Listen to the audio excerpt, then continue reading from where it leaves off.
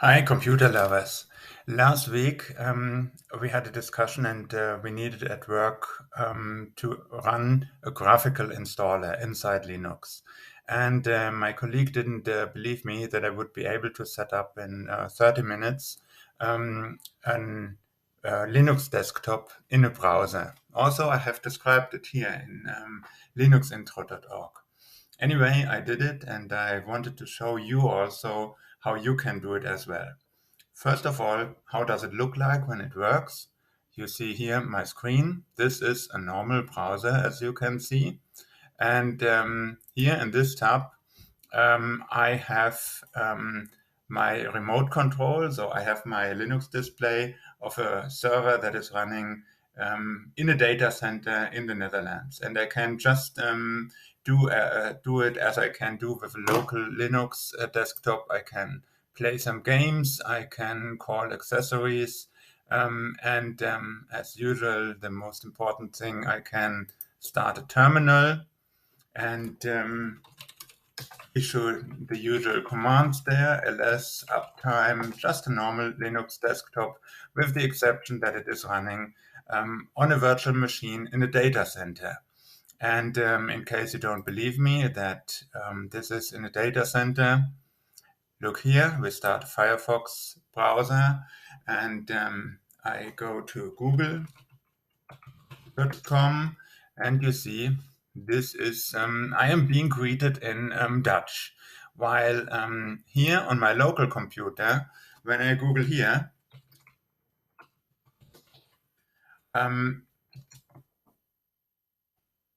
it's in German. So believe me, in 30 minutes, you will be able to do the same if you listen to this video.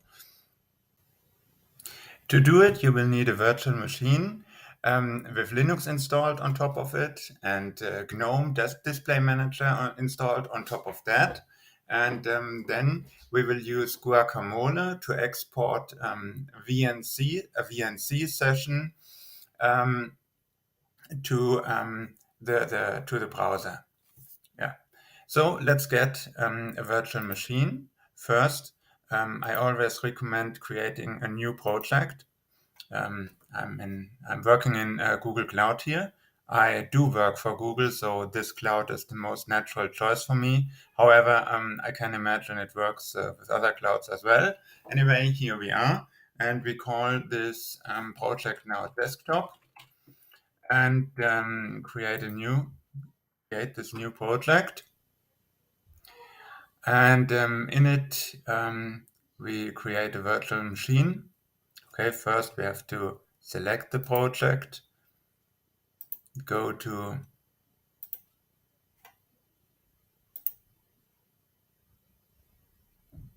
so give it a bit of time, enable compute API.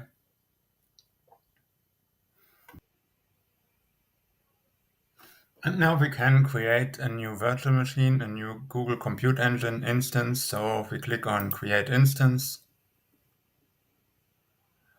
We have the chance to run it in Iowa or somewhere else. Yeah. Let's see. It costs $25 per month if I let it run in Iowa. If I let it run in the Netherlands, which is closer to me, it costs $28, not $25. That's worth it for me because of the lower latency. I will see much better performance. I do wish to use an E2 medium, but just for the time of installing, because then it goes faster. I will later on switch that instance to E2 small or even E2 micro, because in normal operation, not so much performance is needed. Just want to have this video go quick. So I select a machine with many CPUs. We will have to do some compilation work here. As a boot disk, I changed the operating system to Ubuntu 20.04 LTS. LTS stands for long time support. So even in 2 years, you may still be able to follow this tutorial and see the same results. Okay, so I select Ubuntu. I allow HTTP traffic and HTTPS traffic, and I create that virtual machine.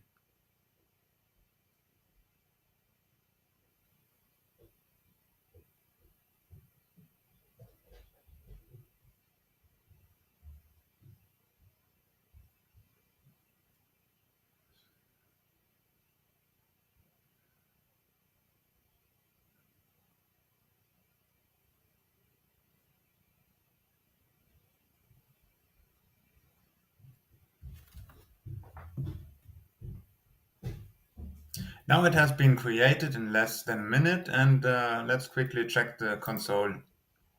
I click on SSH, which means that via the browser, it now builds up a session to the operating system of the virtual machine.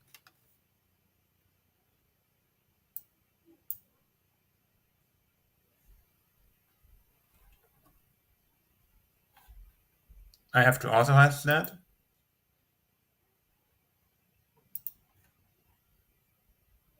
And now I do exactly what I describe in linuxintro.org in the Guacamole page. I do apt-get update. This is a command to update the package management of the operating system. With apt-get update, I update the package management system of the operating system. Yeah, but only if I'm super user. So let's become super user.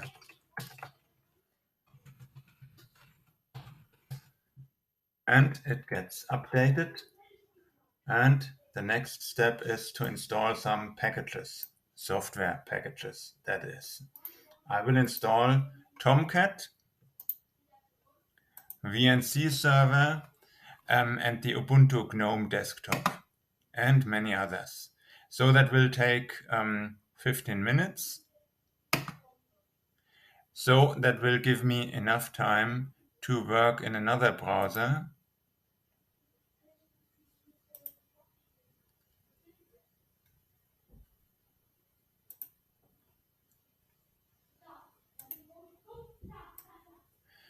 And do the next steps that will be needed according to my tutorial on Linux Intro.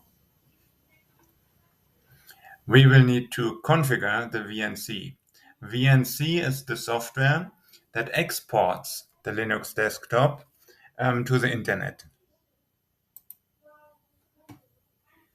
It does not do this into a browser, but into a VNC client. Then the software Guacamole is used to connect the browser with the VNC session. You will soon understand. Also here we become super user, and we start with VNC.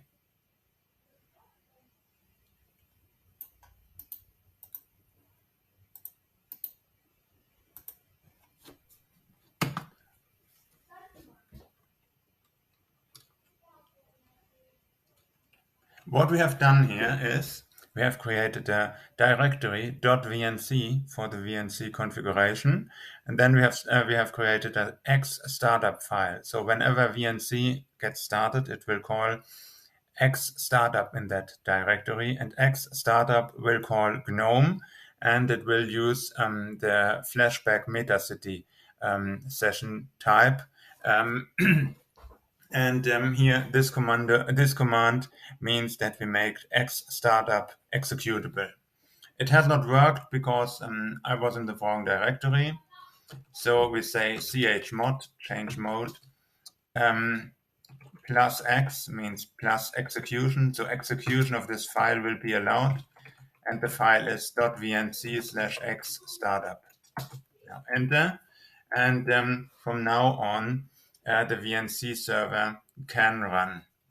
The VNC server, however, will not yet display anything because the installation of GNOME, the display manager, is still ongoing. So let's make a short jump in the time, and I will be back once this here has finished. And I'm back because the installation of the needed software has finished. We now do have a VNC server and a GNOME desktop, and we can test this. So I'm here on instance 1.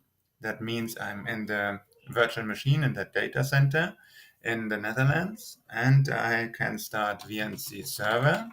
We are now doing this just to test if the configuration has worked, or to demo that the configuration has worked. So I start VNC server. VNC server requires a password from me.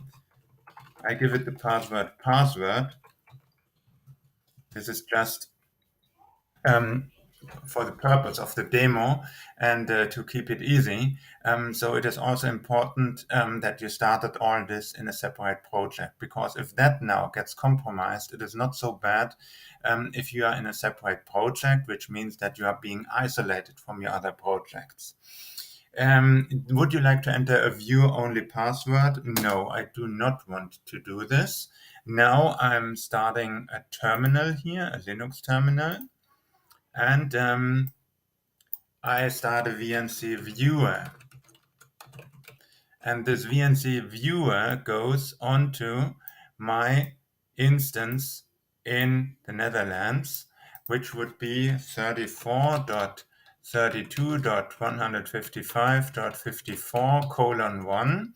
This :1 stands for the VNC session. And I think this will now not work because I have not configured the firewall rule to allow for this. And yeah, indeed, it does not work. So let's go firewall. In the firewall, we allow ports 5900 till 5999. We call this allow VNC. By the way, you do not need to do this. You only need to do this in case you want to demonstrate that it worked. So allow all instances in the network. This is only one. And allow all source IP ranges. As I said, TCP port 5900 till 5999.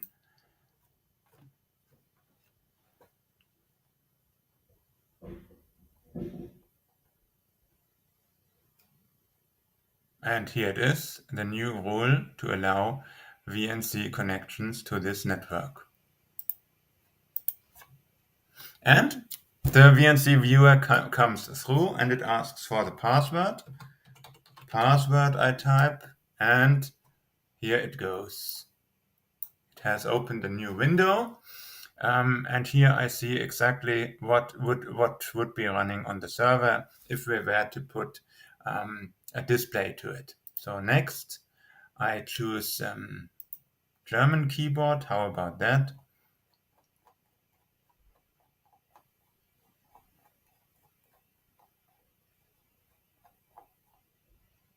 German keyboard. German normal keyboard. Next.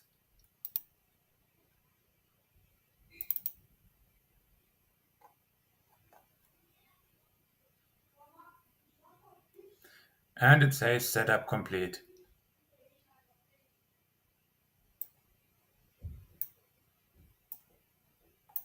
Start using Ubuntu. Okay, and here it is, my Ubuntu.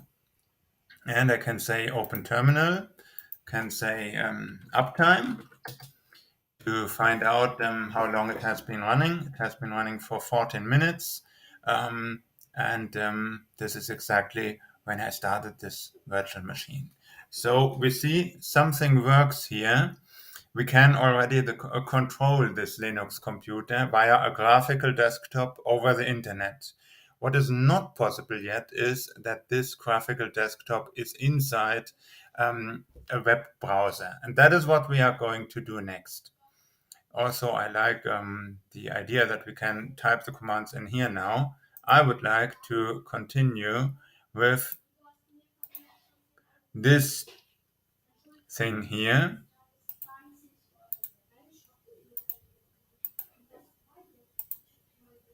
With the console that I started earlier.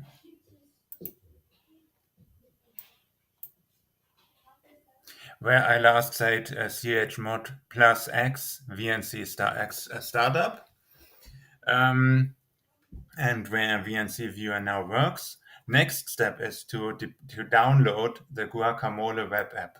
Remember, the Guacamole web app, no, the Guacamole is there to put the VNC session into a browser. So first we download it using the command wget, so webget. Then we deploy it by just copying it into the Tomcat directory.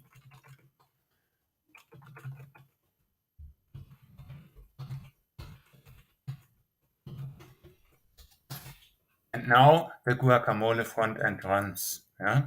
If you don't believe me, that's good. Then let's look at the server itself using a browser.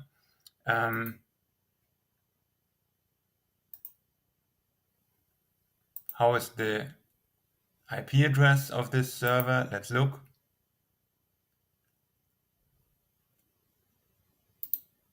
We open this in a new tab. Doesn't work because it's port 8080 as usual with Tomcat. Okay. And now I remember that also for port 8080, I do not have a firewall rule allowing this. So let's go back to firewall rules, create firewall rule, allow minus Tomcat, I will call it, ingress on all instances in the network, all source IP ranges, TCP port 8080 shall be allowed.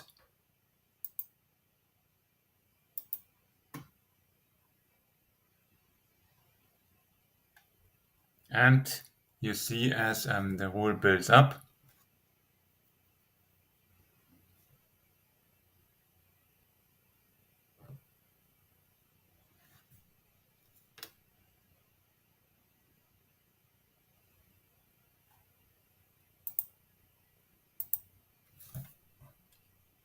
and it works.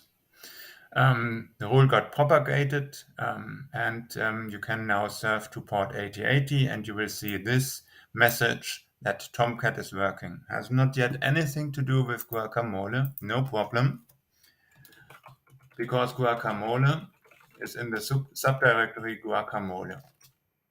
And here we now have the possibility to log in to Guacamole, but we are still missing the backend. So we do not know which user to use, we do not know which password to use, and the system does not know how to connect. No problem. So we tell the system how to do that. And for that, we go again to the console and start with the Guacamole server. To get this installed, we first install some dependencies like this.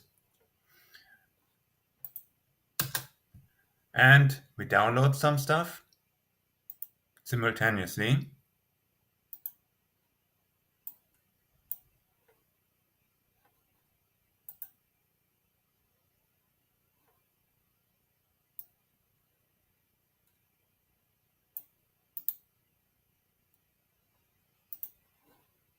As described in the article on linuxintro.org, I want to download Guacamole server.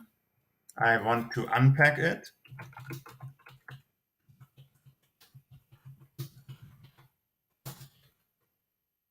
Now we go to Guacamole server, and we do the usual step to build it, configure, and make -J8 and make install. The interesting part here is this J8. It means that I will use 8 jobs running simultaneously for compiling this software. And now we will have the full use of the many processors that we configured when installing the virtual machine. I don't think we have 8 logical processors, but we have more than we will have during normal operation. So it starts compiling, and I want to know how many processors we have, and I'm just using this window here to look for that. Clean a bit up regarding.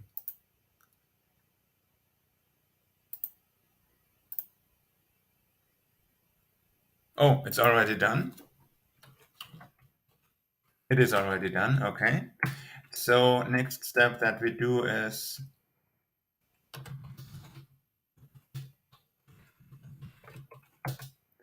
look how many CPUs we have. Oh, we only have 2. Well, okay, 8 jobs is still not bad. Then it just takes a bit longer. And now we have to do one confusing step, which is really confusing, and I would like not to have to do it because it's hell to explain what I'm doing it here, and maybe I'm doing it in another video. It could have been made easier to us by the publishers of Guacamole, to say the least. But now we have a perfect installation of the Guacamole server, also known as Guacamole daemon. And we start this now. It's running, yeah. And from now on, the web front end, the web app, has something to connect with. Still, we need a configuration of the Guacamole, and for this, I create a configuration directory etc guacamole. In this, I create guacamole.properties containing the actual configuration, including all port numbers and so on, and telling the thing how to get its user mapping done. And the user mapping will be an XML file.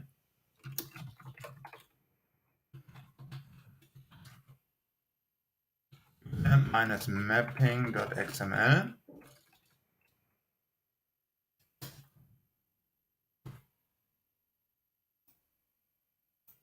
And it is supposed to look like this.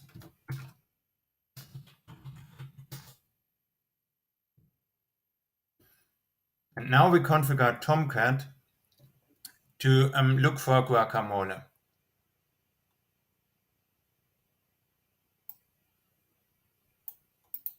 We do this by make directory .guacamole in Tomcat's user directory, and then by linking Guacamole properties there.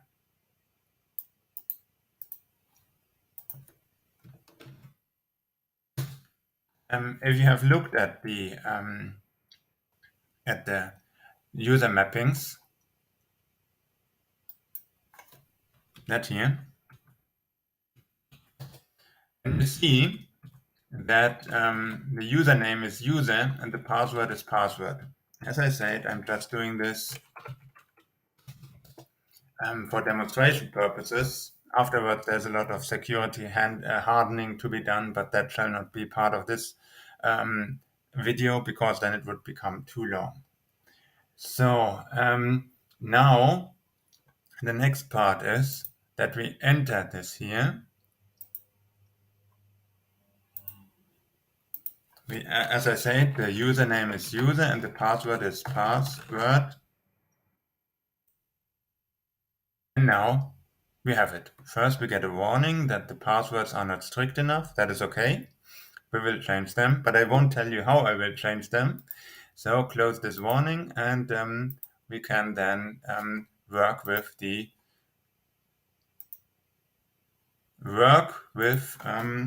Linux desktop, which is in a browser.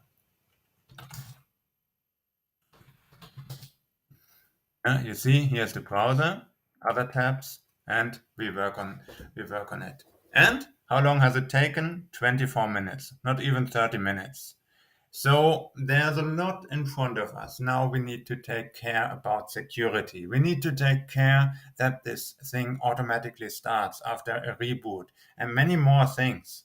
But for this, let's talk in the comments and read my wiki page, linuxintro.org/wiki/guacamole. And yeah, see you in the comments.